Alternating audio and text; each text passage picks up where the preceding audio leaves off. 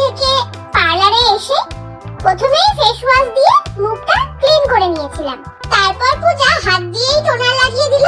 Next moisturiser পর primer লাগিয়ে নিয়েছি। তারপর মেকআপ বেস দিয়ে আনইভেন স্কিন কালারটাকে ঢাকার জন্য ভালো করে ব্লেন্ড করতে হবে।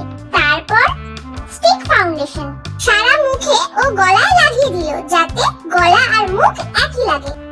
পূজা যে নতুন পার্লার খুলেছে সেটা তোমরা হয়তো অনেকেই জানো, আবার কেউ কেউ জানোও না, তাই জন্য জানিয়ে রাখলাম।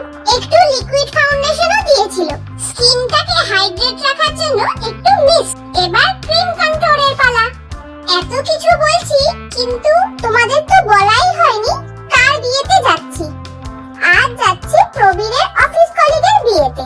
ক্রিম কন্ট্রোল ডান, ভালো করে ব্লেন্ড করে এবার blush.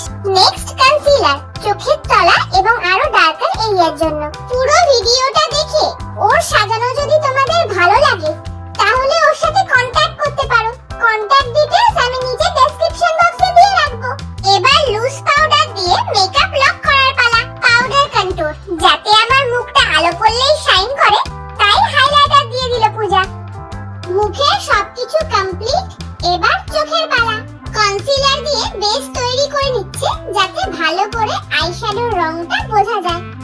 Makeup artist pinkish purple with golden glitter eyeshadow দেবে বলে ঠিক করেছে। সেদিনকে বিয়ে বাড়ির ফটো আমার ফেসবুক আর ইনস্টাগ্রামে অলরেডি দেওয়া আছে।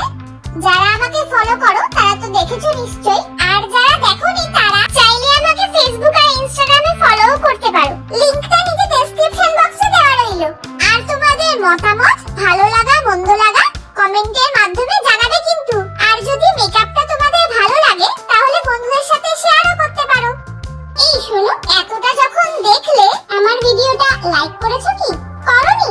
এখনি করে দাও। আর সাবস্ক্রাইব সেটাও করোনি? কবে করবে? আর এখনি করো। আজ কাজল পরাতে বারণ করেছি, তাই আইলাইনার পরিয়ে আইশ্যাডো দিয়ে চোখের নিচে স্মাচ করে পুরো আই মেকআপটা কমপ্লিট করলো। এবার ঠোঁটের পালা। প্রথমে ভেবেছিলাম নিউড শেড করব, তারপর আর ইচ্ছা করলো না। আর এদিকে মাস্কারাটাও কিন্তু দেওয়া হয়ে গেছিল। ফুল মেকআপ করে শাড়ি পরে এবার চুল বাঁধার পালা। চুল ছোট থাকার কারণে সেট করতে বেশি টাইমও লাগবে না, তাই বিয়ে বাড়ি যেতে বেশি দেরিও হবে না। পেছনের চুল সেটিং অল ডান। এবার সামনের চুলের কার্ল করতে করতে হেয়ার স্ট্রেটনিং করবে বলে এক দিদি ভাই আসলো। তখনও আমার চুলে কার্লই চলছে, এদিকে বর চলে এসেছে নিয়ে যাওয়ার জন্য। কিন্তু এখনো আমার গয়নাগাটি পরা বাকি, তাই ওকে বুঝিয়ে শুনিয়ে আবার বাড়ি পাঠিয়ে দিয়েছি। বললাম ফোন করলে চলে এসো। মোটা করে সিঁদুর পরে গয়নাগাটি পরে এটাই আমার কমপ্লিট লুক। ফাইনাল লুকটা তোমাদের কেমন লাগলো কমেন্ট করে জানিও। আর সাবস্ক্রাইব বা ফলো করতে ভুলো না কিন্তু। বলো আমার কাছে সেজে কেমন লাগলো? অসাম। পছন্দ হয়েছে? হ্যাঁ।